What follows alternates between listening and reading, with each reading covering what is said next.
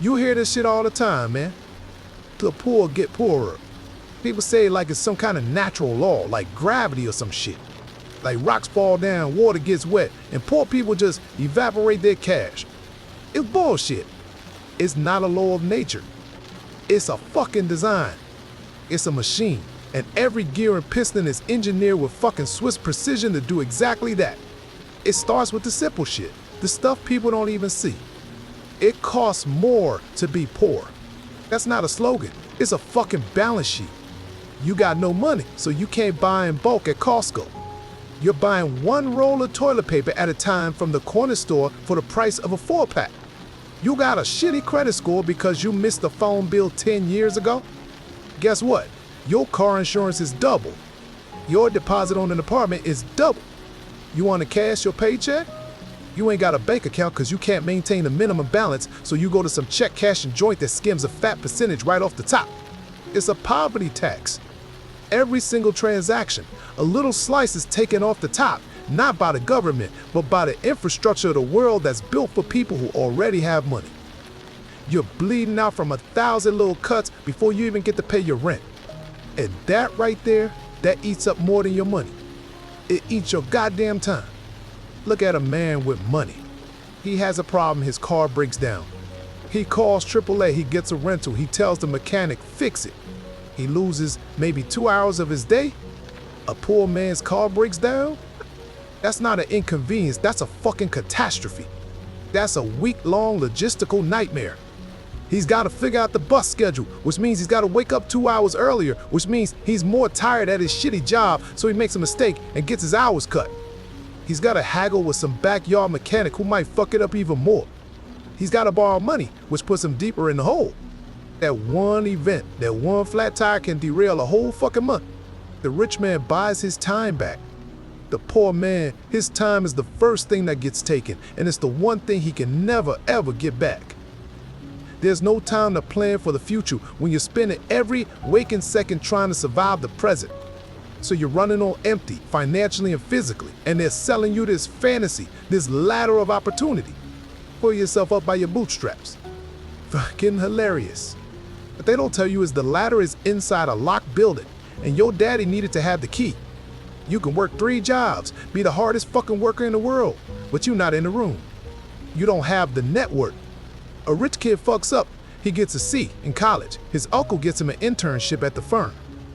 He learns the business, he meets people, he fails upwards. Poor kid gets the CW, he loses his scholarship. He's out on his ass working at a gas station with a pile of student debt. Said, it's not about effort. It's money, it's bad. It's never been about effort. It's about starting positions. It's like a 100-meter dash where one guy starts at the 80-meter mark and they have the fucking audacity to tell the guy at the starting line to just run faster. But even if you try to climb, if you somehow get a foot in the door, what are the rungs made of? They're made of debt. Debt is the new form of slavery. It's invisible chains.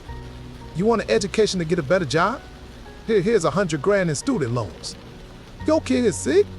Here's 50 grand in medical bills. You want a car to get to that better job? Here's a loan with 22% interest. You spend the rest of your natural-born life working, not for yourself, not for your family, but to pay the interest on the money you needed just to fucking participate in the game. You're not working to get ahead, you're working to not fall behind. You're a hamster on a wheel, and the wheel is greased with interest payments that go directly into the pockets of the people who own the fucking wheel. They don't own you, that would be illegal. They just own your future.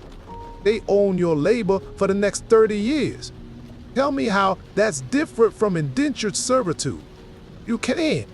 And the slickest part of the whole goddamn thing, the absolute fucking genius of it, is they make you think it's your fault.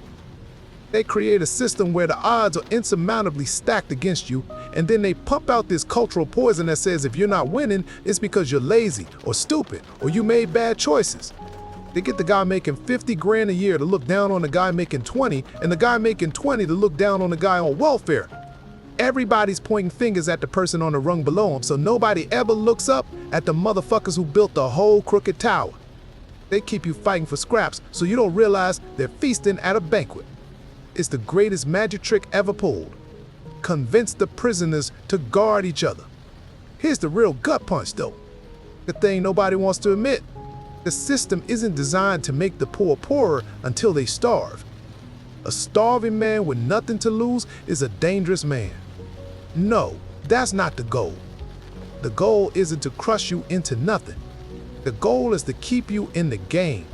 The whole fucking system, the whole machine, is not powered by your poverty. It's powered by your hope. They let just enough people win the lottery, just enough people make it out the hood to keep the fantasy alive. Because a man with a lottery ticket in his hand won't start a revolution. A man who thinks he's just one lucky break away from being a millionaire will defend the very system that's bleeding him dry. The ultimate trap isn't being poor.